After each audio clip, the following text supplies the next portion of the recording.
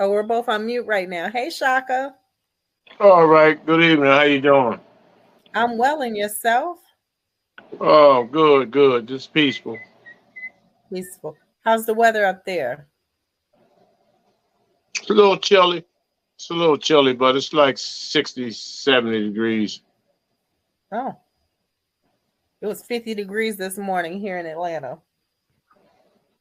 Yeah, it was about 50 something this morning up here. Yeah. So tonight we are talking about why we do what we do, like in the world of activism, in the world of organizing, in the world of we tired and we ain't taking this shit no more.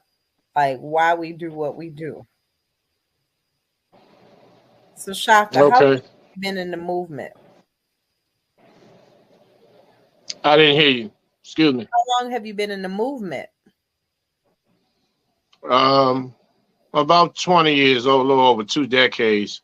That's just being in this particular movement that I've created, but I've been studying since the 80s. And so I've read about 1,100 books. I've been to various lectures, seminars, teachings, underground think tanks, um, various religions, studied various religions and ideologies and thought processes. And, at times it came to a point where I was just ready to just fall in line in assimilation because uh, the information that we were receiving, according to what a lot of the elders had spoken to me about, that is that um, myself and others were ahead of their time in terms of information, and I see that manifesting today based on the fact that uh, the things that are being talked about today, I had knowledge of that, 25, 30 years ago. And so that's what I was telling you about. I was speaking to you and King J last night about people who, 20 years ago, far as I'm concerned, didn't exist in terms of any form of consciousness, any form of liberation, no activism. Not Right. to take anything away from them, but I'm just saying, as far as to give you just an example of how empty uh, consciousness and activism was. That all these people that you see on social media, that I see on social media, some weren't even born when we were in think tanks and discussing matters such as we're discussing today. So, Mm. once again, not to take anything away from them, but it amazes me at times when those who grasp on to and hold on to the plow of liberation and activism have a tendency to think that this is something new, or they've arrived to some point to be the epitome of activism and liberation and wrongfully convicted poverty, drug abuse, homelessness, um, child kidnapping, which has been going on before a lot of people were even born, um, and so many other things. So that's how I became on board, and then working with various organizations and movements to no avail. At some point, it had always come to a point where people, um, you find out, and it was disheartening with some organizations and movements that it was about the dollar, not the person, not the people. And so, and personal recognition. And this is why, we move in silence, we move underground. Um, we've been under the radar, and I've just been moving um, under the radar for over 2 decades. And so I've had the patience and I've put in the work to be where I'm at today, the suffering, the hardships, the letdowns, the uh, attempts and threats, and um, so many other things, arrests, um, to get to this point. And so this is one of the reasons why I don't have a tolerance for cracktivists and practivists and people that want to wear a top hat, and a long tail coat and have the spotlight on them, opposed to under the disguise of I'm helping my people. And I've been there, I've seen it. Some of the strongest people that we all know, world renowned people who have, you know, um, not Succumb fell to. victim, but no, not succumb. Succumb is when, something unexpectedly happens.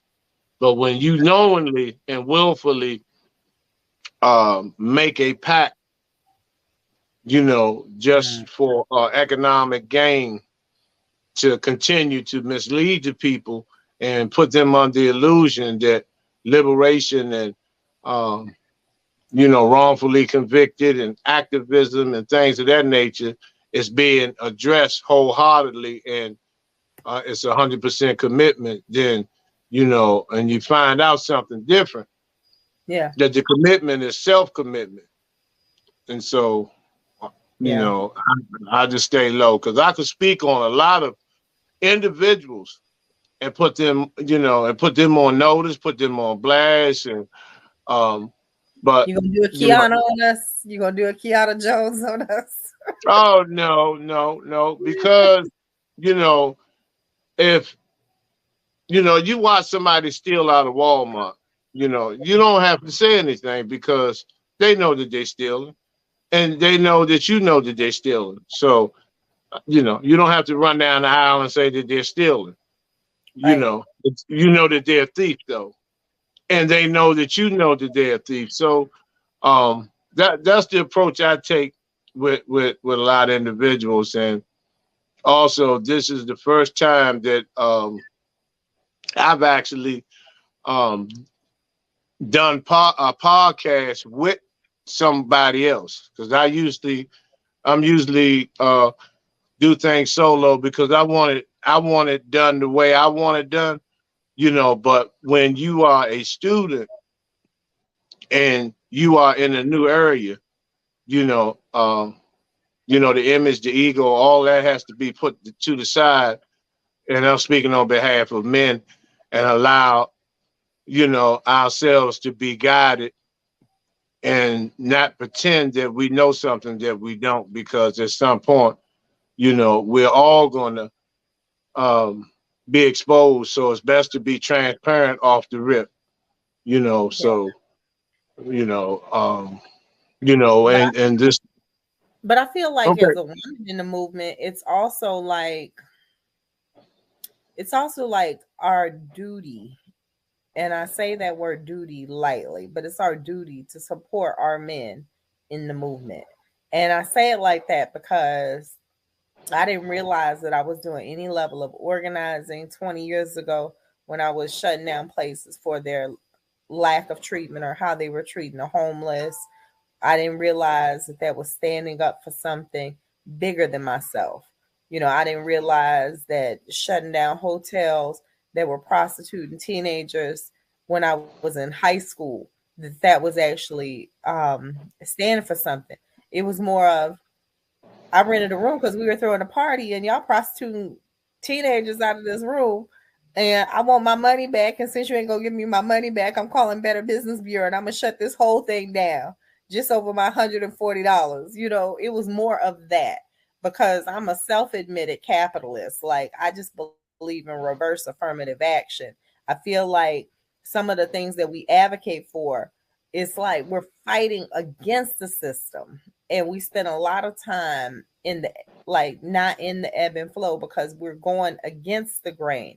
So if affirmative action is in place, why can't we go build billion-dollar corporations and hire 5 people that don't look like us, but have 500 people who look just like us? Why can't we pool our money together? Like everyone's like, close prisons, close jails. Why can't we pool our money together and actually open a prison and make it like what it's supposed to be, where we actually have reformative justice and where we actually have rehabilitative services and where we have case managers and case management support and where it's privatized and where it's a model prison, just like these prisons that are so inhumane that are now the baseline of what a prison should look like. You know what I mean? Why can't we have lawyers on staff, volunteers, and everyone else to sit and review case law to make sure that these people understand their rights and to advocate for those who are sitting in a jail cell or prison cell that's wrongfully incarcerated? I put a lot of thought into this because my level of intellect and education, I was groomed by the white people, like until I was in 7th grade. For the most part, I was the only one outside of my cousins in the school who looked like me. And then I grew up in Savannah. And in Savannah, I didn't realize that there weren't people who looked like me there because of the Puerto Rican and Black. And so it's like when I went to college, I said I wanted to go somewhere diverse. And now I'm at an HBCU for my master's.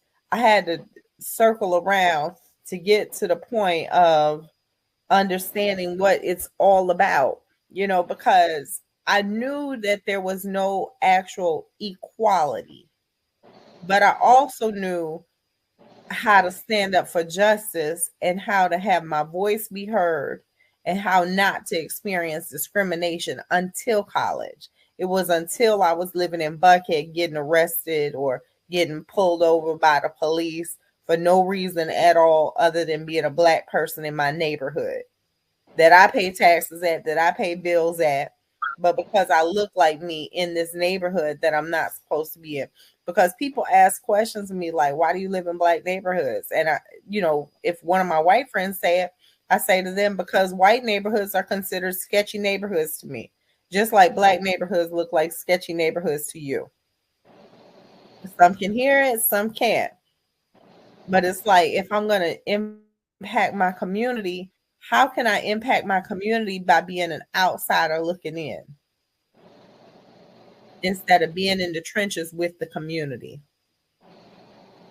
That's the only way you can do it. And you know, if you're not threatened, if you're not, uh, if you don't have 1 million views, if you don't go viral, if you're not threatened, if no smear campaign has been placed against you, if you haven't been arrested or you haven't had death threats, then you really haven't put in any work. You really haven't put So in the any death work. threats and the Yes, scandalizing and the blackballing and the bank accounts being frozen and all that means I'm putting in the work, Shaka. exactly. You know, why would when you're dealing with the forces of evil, which um this wall of these oath takers that pledge to in exchange for economic gain and wealth and a few toys, that they will ensure that the masses of our people remain in deplorable, oppressive, povertized situations and conditions. And so, but their job is to say, keep hope alive, and Black Lives Matter, Oh, yes, Black yes. Lives Matter, Black Power, Hotep, all of those connotations Wait, that wait, wait, go under wait. the Shaka, hold on. I gotta throw a monkey in the wrench. They only say that when the cameras are rolling. When the right. cameras are rolling, they don't say none of that. No, and they don't, and the conduct off camera is contrary to uh, any level of activism, Yeah. any level of activism. Wait a minute.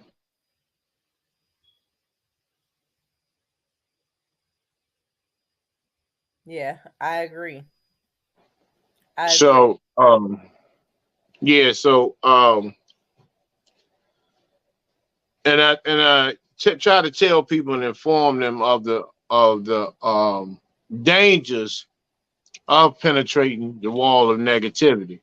This is, a lot of people are under the notion that, okay, I've read 10 books, and they changed their name to such and such doctor this, the magnificent such and such, and the outstanding, queen this, and then when it's time to go head on with the forces, the whole agenda changes. Yep. The entire agenda changes. This is why, um, when HBCs, even in these historical black colleges, which most of them teach We're started by white people. historical bootlicking curriculums, that Hmm. that these professors, Dr. Such and such, they don't really get into the meat and potatoes and teach our people who they really are. They just give them instructions to become uh, uh, um, mechanical and teach them how to just be good employees at the same time. And then they'll give them, sprinkles of Harriet Tubman, Dr. King. This is all you hear. You don't hear about all the people that made those people recognized. You know, like I was explaining yesterday about Harriet Tubman, for example. They never mentioned the people that rowed the boats. They never mentioned those brothers and sisters that fought bloodhounds on the path. They make it seem like she just got up with a lamp and a rifle and then just walked people. It didn't go like that.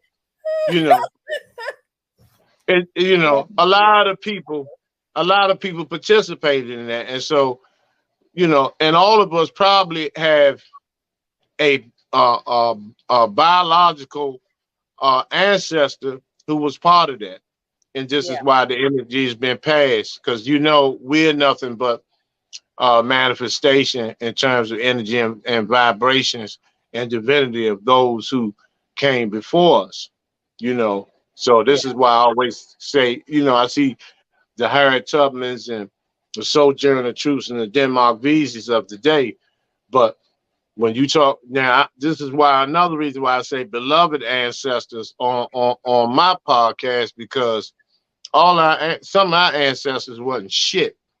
You Right. know, some of them slaves were just as detrimental to black liberation and getting off the plantation as those that we have today. You still But had the fist you can fight. tell in your lineage. Yes, You yes, can tell of in the course. lineage. Like, what are you standing up for today? Or are you sitting down? My great, Keep, great, great grandmother, Naomi Taylor, was George Washington Carver's secretary. And I have, okay. I want to say my Aunt Mary went to well, she didn't go to the university, but she went, like, traveled to Tuskegee and met with like three of the Tuskegee Airmen. And I believe that we were related to like one of them. And there's been rumors, I don't know how accurate it is, that my grandmother, my mother's mom, that she was related to Rosa Parks. I don't know how Possible, accurate that one is. Um, possible. Now Possibly. the Tuskegee Airmen didn't. They there were brothers more tougher than them that shot down more planes. I You agree. know, so if you look at a lot of those airmen, they were fair skinned with you know thin With hair. curly hair. Yeah, and so Yeah. they fit the profile just like Rosa Parks.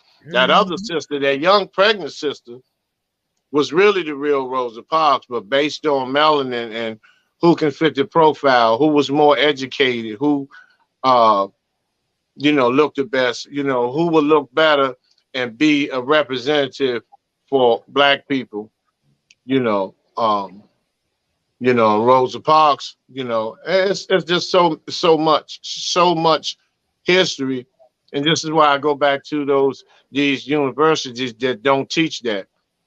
They don't teach about Joe Abraham Lincoln, and How he how took he, slaves. yeah, right up the street where he was sleeping with the black Union soldiers, and Mary Lincoln was a heroin addict, and John Wilkes Booth was giving her the dope. This is one of the reasons Lincoln got shot in the head. Oh You wow. know, so, and right up the street, the soldiers' home, I could walk up there.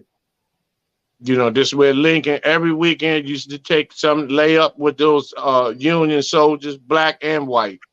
Male? And yes, Oh wow. yes, he was the first bisexual president. Obama was the second. So, um, Lincoln, even though Lincoln done more for us than Obama did, you know, but yeah, he was the first bisexual president. Wow. Mulatto at that. Lincoln was mulatto at that. Really? Yes, Huh. because they used to call him Abraham Africanus. See, this is You why know, I'm so grateful that you are on this show with me, because you just enlighten me and expand my horizon. Because, I'm a public policy queen. Put me in a boardroom, give me a meeting, give me some law, some legislation to advocate for, give me some group of people, because I'm cool being behind the scenes and doing stuff like that. The tedious work that most people can't do, won't do, being in the rooms that most people can't go in, even when it's just people, one or two who look like me in the rooms. Um, and I don't assimilate. I've invited other activists into those rooms, and they're like, and today we're going to talk about, and then there's me like, listen, y'all on some bullshit today. And yeah, then that's how it's supposed to be. That's how it's at supposed to some be. point they ask me not to return. Because they can't, truth is not popular today. Yeah, And being a secret weapon, which stick of dynamite would be more effective? The one on top of the table where everybody can see, or the one under the table? the one under the table. Right. Because they don't know it's there. And it's going to tear everybody's ass up. Now the one that's on top of the table gives people a chance to flee or Hmm. tell on the person who lit it. Yeah, And so we just don't want to deal with the truth, and I was talking to some brothers the other day about, they was talking about how Dr. King was laying up with different women, but Coretta did too. Coretta was sleeping with Andy Young. I've You heard know, that several times. yeah, and not only him, a couple other guys, and I love Coretta because Coretta was really the conspiracy theorist. She really got down in the trenches. But if you look on YouTube under the Million Family March, you'll see that I did the libation ceremony along with Chief Nana Kwesi and a couple other brothers that we was under tutelage of this Chief Nana Kwesi, who made his ascension a few years back. But um, I was there when Martin Luther King III, who's no different than Flame Monroe. He just wears the suit, and how they fought. The children fought over the all of those priceless artifacts that Dr. King and Coretta had. Even Dr. King's Bible, which should have never been on anybody's auction block, whatsoever. But with that greed plays. That greed has no cut card. And if you inhale that air of greed, you become your own monster, and you'll do just about anything. But um, the But it's good to diversity get it out is your system early. I said it's good to get it out your system early. The greed oh yeah, conversation. yeah, If you yeah, get it out your yeah. system early by 30 or 40, you can't go anywhere. revolutionary. Yeah, I know some young guys that's in their 20s and some in their 30s that are so on point that they have waved and they understand how the system works. Not only how the system works, but the value system that when we feel as though we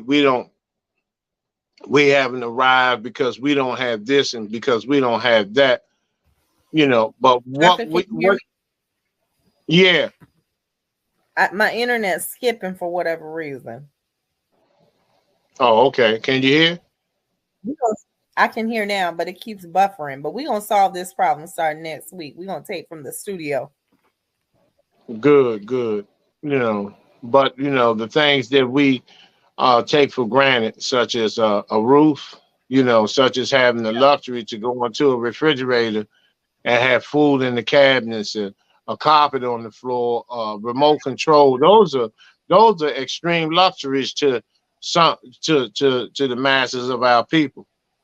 Yeah. But a lot of times, a lot of our people get so comfortable and spoiled, from the systems, toys that they dish out, you know, in order to keep up and get the iPhone 35 uh and to keep up, what are you getting a new car for? You're not getting a new car because you're getting a new car. You're not getting it for yourself. You want to show other people that you have had some form of success.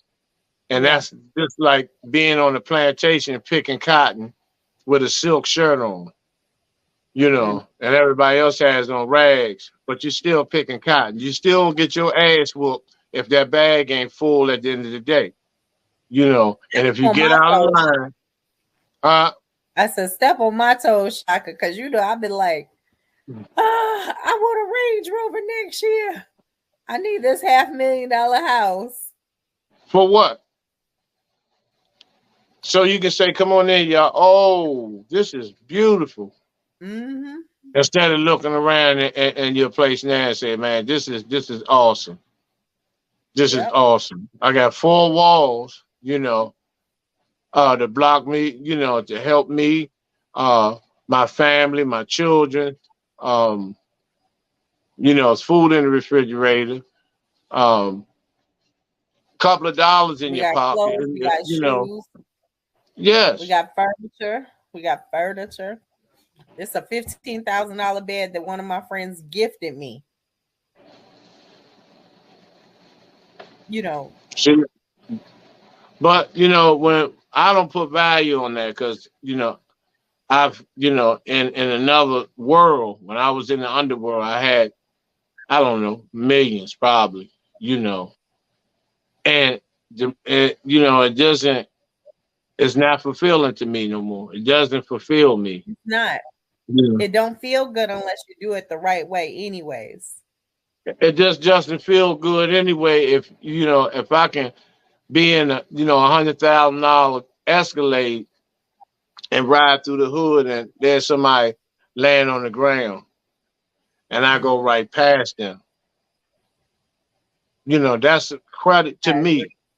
To me, every day I get boxes of food on my way from work. I have my security guard shirt on and everything. They even know me in that because usually we have our uniforms and stuff on and we hand out the food and stuff like that. But um, I it sickens me to see our people sick, at such a level, at such a level because we want to be politically correct.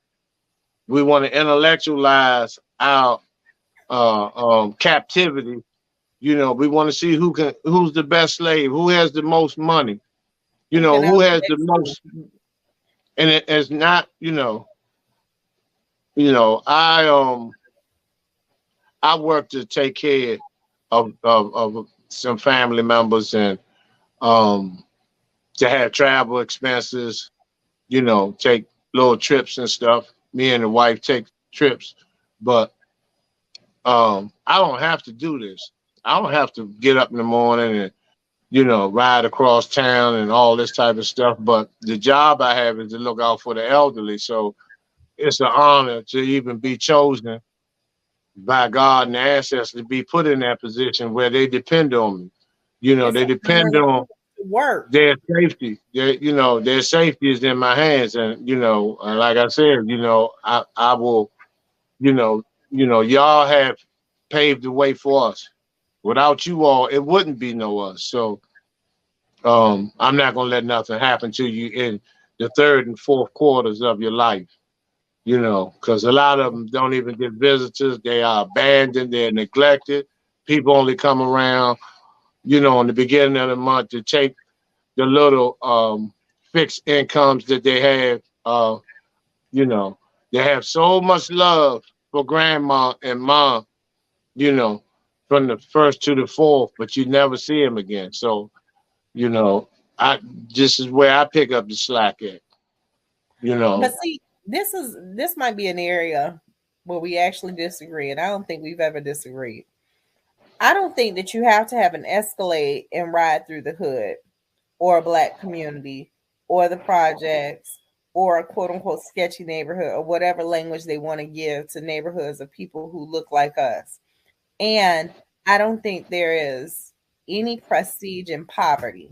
And what I mean by that is so often we look at trying to uplift and empower, but we're looking at it from a very microscopic lens. It's like, can I uplift and empower 5 people, or can I figure out a way to grow this company? Well, I'll say it like this: I worked for a very wealthy white lady one time. She's the president. Well, I'll say it because I'm not in a non-disclosure, non-compete clause anymore. But I worked for President Paula Wallace of SCAD, Savannah College of Art and Design, which is like the Harvard of art institutes. And I worked directly in her office, um, managing her day-to-day bills, like in admin as like a receptionist, but managing her day-to-day bills, managing the board members' information, like stuff like that. And I learned so much about wealth. And what I mean by that is the fact that they don't spend any of their money, and they ride in the Escalades, and they ride in all of these luxury things, and look at how many people they employ, and look at how like they really don't spend any of their money. They buy their houses under the historic preservation grants and convert them into the college, but we got to go get the $500,000 house instead of finding a fixer upper or finding something in a land preservation, or um we just we don't we don't read enough, we don't study enough, we don't educate ourselves enough on the tax lien codes, how to keep grandma's house, how to keep the property so that it's there for future lineages. you know um we don't understand how to go buy houses on the courtroom steps, and we don't and nowadays our men don't understand how to get their hands dirty. Our females can't cook. Sometimes I'll be messing stuff up in the kitchen, but 10, 20 years ago, I'd go in there and make a pot roast and some collard greens and some macaroni and cheese on a Tuesday night. But it's like, in this effort to not be in the rat race, we just keep subjecting ourselves to the rat race. And our efforts to uplift the community, we sometimes are failing ourselves because we're uplifting one, two, three, four, five instead of uplifting four, five, six, seven, 800. We're failing the masses, because if you want to ride in an Escalade, just ride in one that you don't have to pay for it. Like the whole concept of how many black people go to jail for not having registration and not having insurance and things like that. That might be the first and only time they get incarcerated, right? When you get to a certain um, when you get to a certain wealth level, you can self-insure. So you don't even have to pay insurance anymore. You just say, well, the policy needs to cover what, $100,000? I got $100,000 in the bank. I don't need insurance. People selfish. Okay. You can take your Escalade that you want and write it into your business. You can actually have that Escalade as a business vehicle. And at the end of the year, it's a tax write off. At the end of the year, beyond it being a tax write off, um, you can have donors pay for that Escalade to go and pick up that person that's walking in the poverty, to go and stock up the trunk space with food so that as you're driving along, you can pass it out. So it's like I just don't believe that I have to deny myself of certain luxuries and privileges for me to help the next person. But often, I know for me, oftentimes I'll get caught up in the movement. I'll get caught up in this person's doing this. They need $100. This person doing this. They need $300. Then I'm sitting there at the end of the month trying to figure out what I'm going to do to fill the gap because I done got caught up in the movement. I done got caught up in the quote unquote struggle. And the reason why we keep struggling is we keep professing that we're struggling. People, I don't foresee me ever changing my name. Um, I just don't know another name that fits me other than Shantae McLaughlin. Because it's like somewhere in there when we there was a study done. There was a psychiatrist, um, scientist, however, doctor Maslow. Maslow did this water labeling theory. So the human body is made of 80 to 90% of water, right? So with the water labeling theory, he took some dishes and filled them with water, and he attached labels to the outside. And when he attached labels to the outside and this water froze, the water froze and looked like its labels. So when you want to sit there and talk down to your kids, like, sit down, stupid, you ignorant, you uneducated, you're ugly, that's why you like your daddy, all that foolishness there, right? You are assigning them labels. Their Mm. whole DNA construct is shaping and shifting into those labels. So when we keep buying into the struggle, how do you resist? How do you this? To me, we add to the struggle. We add to the resistance. Instead of, they say what you resist persists. But we don't want to hear and deal with some of those cliches. So what would happen if we weren't in the struggle? What would happen if we were in a place of prosperity? What would happen in how we interact with each other? What would happen if people weren't killing each other, black on black crime, just because one person has a little more than the next person? My grandmother taught me, even with eating food, never compare what's on your plate to the next person's plate. You just be glad that you have something to eat.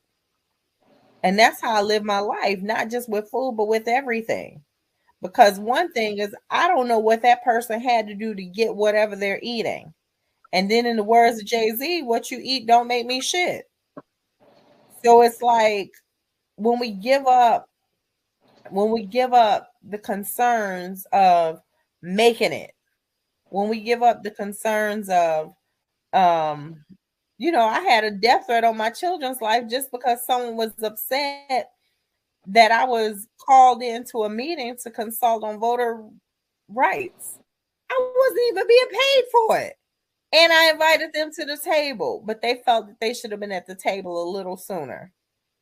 Mm. That's an example of and not realizing that they're perpetuating the problem. A white man offers for you to sit down, so now you're ready to kill the black woman just because you feel that she shouldn't be at the table before you. Yeah. Well, everything you were talking about, most of it was passed down generational, and um, like Jay Z said, what we don't make him shit, even though he ate a lot of shit to get where he's at. Yeah. But I'm not, and I'm not going to give up my well being, my welfare to be in no struggle. You know, struggle is a mentality. You Yeah. know, that keeping your head above water bullshit. You know, no, I don't ride with that, and I only can do what I can do. That means self preservation first. Yes. You know, everybody wants some of the finer things, but my thing is, I'm not. That's not my primary goal because when you said, like you said, having privileges mean it is something that's well deserved that you're receiving, that you're going to receive. That's a privilege. Right. So there's nothing wrong with that. You know, those who are out here putting their lives on the line each and every day deserve all of the privileges. You know, to be honest, you know, but it's how we deal with it and how we view, first of all, viewing ourselves. You know, viewing ourselves and you know how we feel about ourselves because a lot of times, once again, like I said, dealing with so many different people, I've saw a lot of people, you know, with their fist in the air, but they got issues, you know, internal issues up their ass that Mm. haven't been addressed. So their activism or the work that they put in becomes ineffective or flawed based on the fact that, you know, in order for you to help somebody on the outside, you have to have that proper help inside. And so this is where um, people have these, you know, they run into these mental walls, Mm. um, you know, hiding behind the auspice of being a freedom fighter, you know, I being a revolutionary, and you're not personally, you know, the individual's not personally revolutionized within. Then it's, you know, at some point it's going to surface, you know. So yeah, I mean, I want a lot of shit. I want a lot of good shit. I want to travel the country. I want to do an array of things.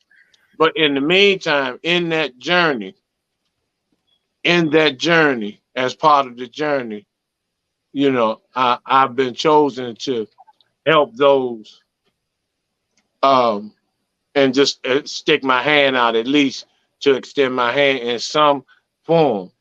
I And the point you made was real good. It was excellent about building corporations and things of that nature. You know, and once again, the reason why our people have don't want to invest in one another. Once again, that's this generational curse as well as self hatred that has snowballed to a point where we can't stand the sight of one another. We don't want to help one another. We're comfortable ridiculing one another. We're comfortable condemning as well as killing one another on all levels. And that's just not with the gun, you It's know. also with I did a group today at Salvation Army, right? And their assignment was to write five sentences about what they were grateful or appreciative of. And it needed to be a run-on sentence where they use the word and, not but, because but negates everything that you said. So what was there after they did that, I practiced the emoja fate, um, um, um, concept where Mhm. I had each person come up one at a time and I had everybody scream on the count of three good things about the person. And I had somebody in there to mess it up. They were like, you talk too much, you did too much. And the person was like, well, it's just constructive criticism. Sometimes I do talk too much. I said, no. If you are the Speaker of the House, if you are a president, if you are a debater, if you are a lawyer, would you be accused of talking too much? We kill off each other's dreams, hopes, and aspirations in our constructive criticism, in our efforts to quote unquote make someone better. When we are trying to quote unquote make someone better, we're trying to fix them, change them, say there's something wrong with them, and we're trying to get them to assimilate to be us. And instead of just allowing people to be be whoever you were meant to be, because this life doesn't belong to us anyways. We have a higher power that we serve. There is a God, a goddess in us, a creator in us, and we belong to that infinite power that exists in the world. It's energy. If you look it up scientifically, biblically, no matter if you want to read the Quran, no matter what you practice, it's energy. It comes back to energy, but there is a divinity within us. And when we embrace that, we can change the world. And it's not, and the world ain't even here for us to really change. It's to bring out all the beautiful things that really are there. If black people were empowered instead of helped, I stopped feeding on Sundays. And it was like I have to find a way to feed my spirit man because I was starting to feel depleted for the last 2-3 years feeding the same people. You know why? Mm. Because we're helping instead of empowering. I'd be down there giving out numbers like, as soon as you get your apartment, this person can help you with your rent. As soon as you get your apartment, this person can help you with your furniture. If you need assistance when you get an apartment, here's a program for you. And I see the same people and they can't even look me in the face because they didn't call the number. And we come out helping instead of empowering, instead of saying, get your ass up, let's go get a job today. Let's go get some mental health counseling. Let me drive you to, like, I have the cab crisis right now. They want to offer me a contract because I brought like 3 or 4 people in schizophrenic episodes to them. Mm-hmm. Somebody else will put them in their car. And you know why I did that? Because there goes I. When I've been off my medicine and nobody will put me in their car, too busy concerned about, are you going to harm me? It's like, only time people gonna harm you is when you think people gonna harm you. It's the energy you putting out. You know, Exactly. so when we start looking at things like kinesiology, chemistry, we don't have enough scientists in our community. We don't have enough inventors in our community other than inventing a clothing line, a pair of shoes. We got all of these beauticians and barbers who are master chemists. Get out there, King J, we're partnering on one of his creations, which is a chemical cleaning product that's biodegradable, water-based. And I'm like, shoot, I'm gonna help you push it. And guess what we gonna do? We gonna hire some people who have been incarcerated and let them go back to work. Yeah. Yeah. That's not a I helping me, totally agree that's with that. I empowering totally me. agree. But I'm still empower and help. Sometimes our Now the people, elderly need help. yeah. I mean, we all do, even myself. I know um, when a person is homeless, and you know, I used to tell guys, don't go out there telling them about no Black history. They don't want to hear that shit when their stomach is touching their back. You know, you go out there, you hand out the cards after you feed them or while you're feeding them, and tell them they can come to me. We can transport them to detox if they got identification and help them get on their feet so they Yeah, can become beacons of light and hope to the others so they can come back and do what we're doing, that, because a lot of them, even in their lowest element, always say, I want to be with y'all. I want to do what y'all doing, and you yep. know, Or they and try to. They'll pass up eating immediately to come over there and serve and wait until everybody's eating to fix them a plate. and we got people every time we give out major food. We have those who are strung out and struggling. Those are the ones that clean up. Those are the ones that help and assist, and But see, that's because what I'm saying. I think those are the empowered people. They see what you're doing. They see the movement as something powerful. They want to be a part of it. They want to join.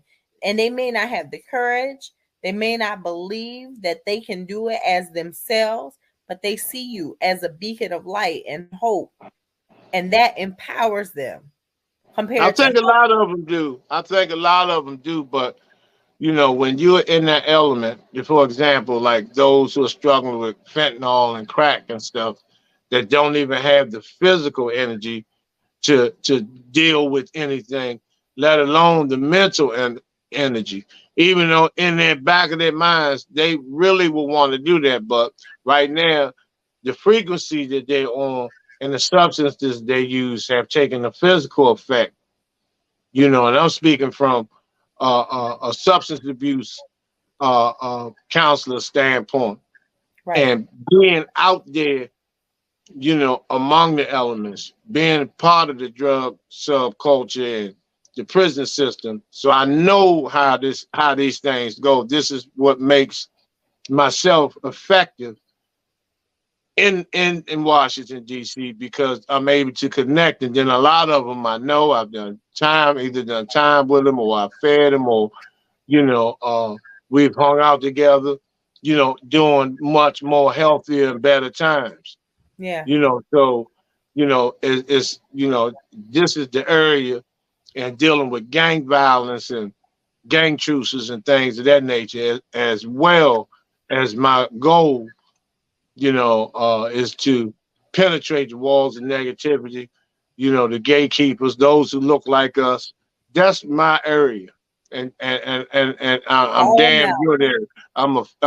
I'm vicious in that area. This is why I was shut off with certain channels and suspended over and over again because of the truth.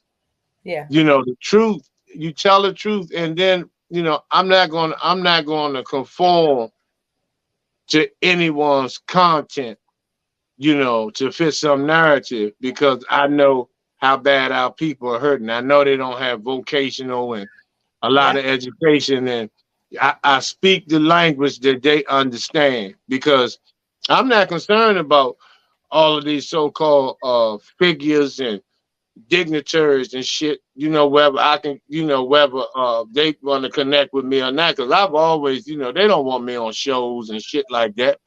I'm good with that because I know I'm effective. Now, if You I are. was a bootlicking Negro, I'd be on every channel. I I'd be get on it. every channel. So, I talk that language. I know that language that people want to hear. They want to hear something real. They want to hear somebody they feel is sitting right next to them outside on the bench or at the bus stop, or they can relate to them sleeping in, McDonald's and Wendy's bathrooms and washing up. That type of language that they I get it. understand, You you know, know. I got tired of sharing my story when it came to that kind of stuff because I don't even know how many times I've been homeless. I don't know how many times I've been arrested. And people ask me, you've been homeless? And I'm like, yeah, I've been homeless several times. And they just don't see it. They can't process it. They can't be with it. You live with mental health. Yeah, I live with mental health. And Okay. and it's like, but the thing is, I hope that just by living a good life in the world of good and bad, just by getting up every day and putting one foot in front of the other, on those days when I don't feel like it, don't want to, on those days where I am uplifting someone and empowering someone, there's someone else on the outside looking in and says, you know what, if she can do it, then so can I. That's what I mean by empowering versus helping. When that person is 50 pounds. I had a lady, I was working at a mental and behavioral health day program, and she was from Brooklyn, New York. And she shared with me how she was 50 pounds when she first got clean. Now, in that situation, helping her, to me, only to me, the word helping her implies that she's broken, that there's something wrong with her mentally, physically, emotionally. And guess what? In my belief, we are all on our journey, on our perfect journey from God.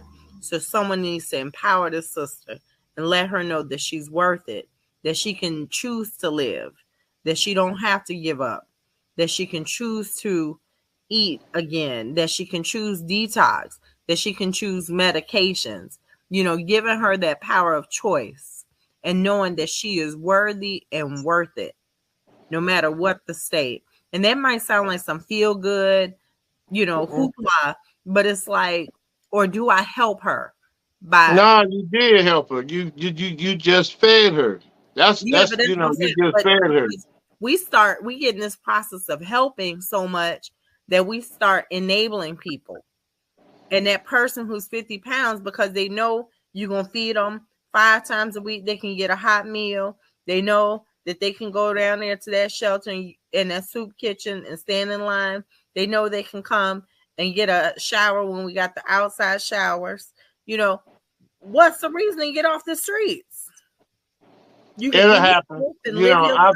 I've seen people do it for 2 or 3 years, and then they become tired of going Yeah. through that routine, just like any. But if that's their process, But that's I've what I'm seen it saying. done. It is their process because Yeah, I it believe that is. God And is using us everybody's in not on every that minute. pace. Everybody doesn't recover at such a rapid pace. You're right. Based on a lot of mental health issues, because if you've been told, since you've been a child, and you're in elementary and junior high and senior high, and you got the teacher tell you say no to drugs, and everybody say don't do drugs, that's gonna be bad and all this. You're gonna go to jail, or you may die, or you may get sick, you may be in a hospital, and you've been told all of that over and over and over again, and then you still indulge. That's a mental health issue. Something is It wrong. is. Something is wrong up there where you're going against and manipulating your own energy and spirit, and all of the training that you have received, knowing.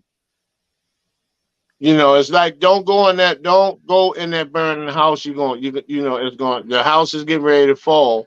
You're gonna burn up. You're gonna be in the critical burn unit in the hospital, and then you still walk in there anyway, thinking that you're not gonna get burnt as bad as everybody else, because everybody has this grand idea when it comes to this self-destructing behavior and these mentalities that we possess. Even on the positive note, everybody has these brilliant ideas of how they're going to change the narrative and agenda of our people.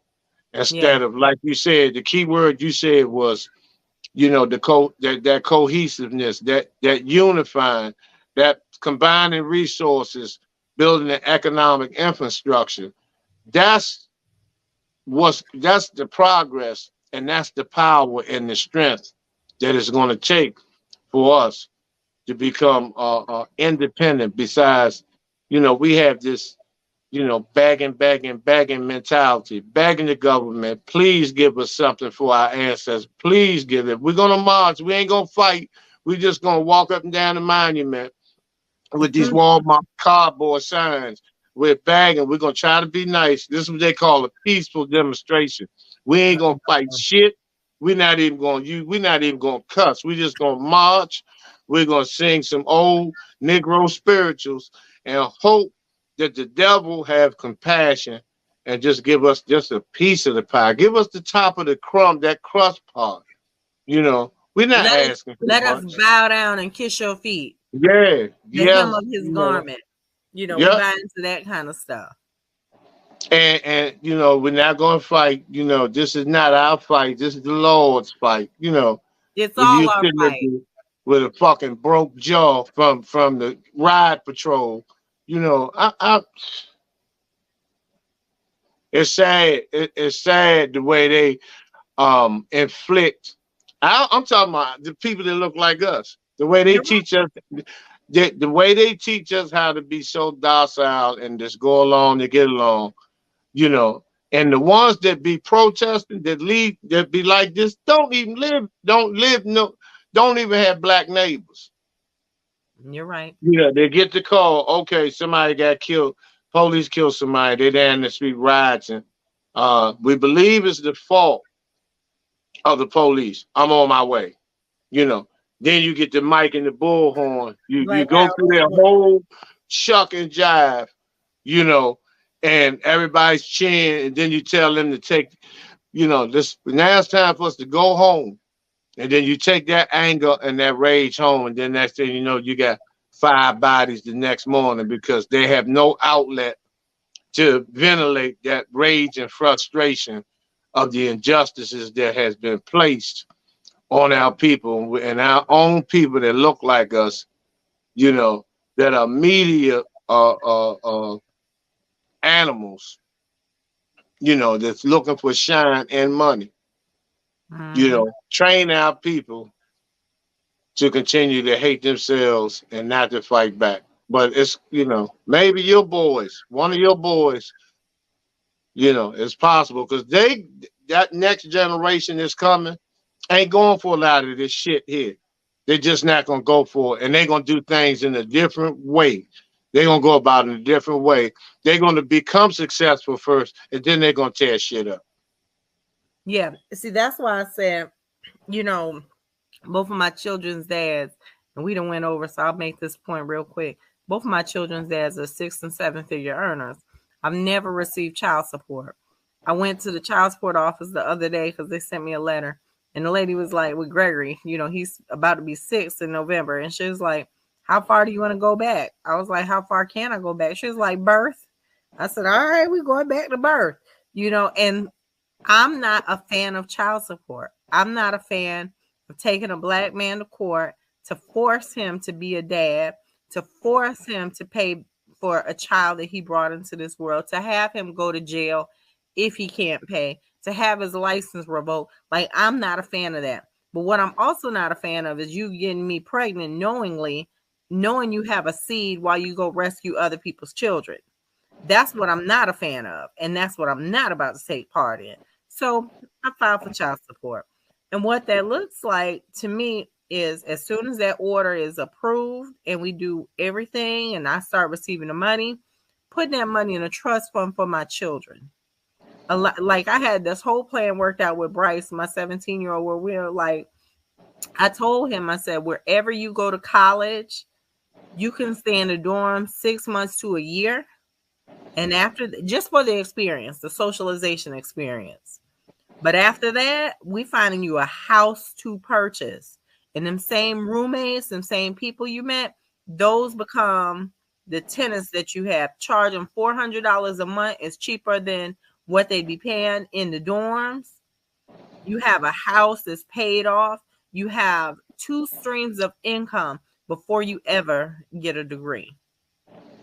Like, we got to teach that, we'll say in our community, jack of all trade, masters of none. When if you look at the average millionaire, they have 7 streams of income minimum. There's 7 things that they do well that they've learned to monetize. So if my son wants to be a chef, that's 1 stream. He's going to be a homeowner. He's going to have his car paid off. You know what I'm saying? Like, set your kids up for success.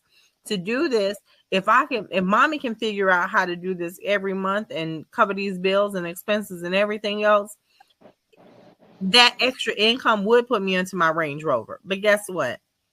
I'll drive my Volkswagen a little longer. It's okay to know that I've set up my generations to have generational wealth. That's most important. And my children know to support Black-owned businesses. They know to shop Black, to buy Black, to empower Black people. Gregory's 5. We've had him at demonstrations, passing out flyers.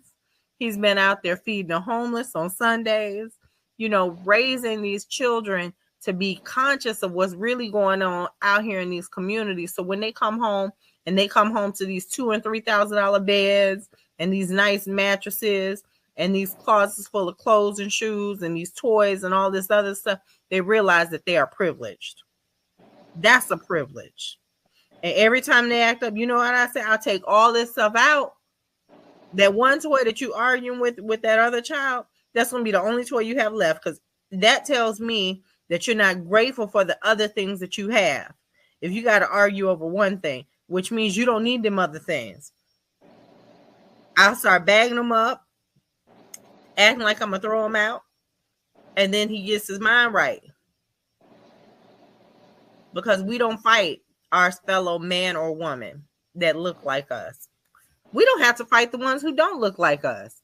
if we start empowering ourselves up here, like how you said you read 1,100 books, you can stand toe to toe. You know, I believe that you should run for office up there because I think you can stand toe to toe with anybody that they bring in front of you.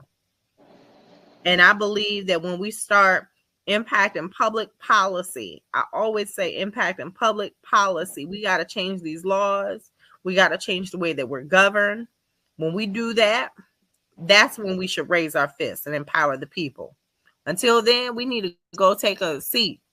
Be like Rosa Parks or whoever. Take a seat. Because we ain't really up to nothing. Right. Okay. So, Shaka is 107. Why do we do this? I'll let you answer that question. Why do we sit here on a Wednesday night at night with 4 people viewing on Facebook talking about Black power, Black love, Black empowerment, why we work and serve our communities? Why do we do this? Because we love our people, and we've been divinely sent here to carry out certain missions and journeys. Real simple. All right. I love it. I love you. Give your wife my hellos. And I will. I'll see you next week. All right. Peace. Peace.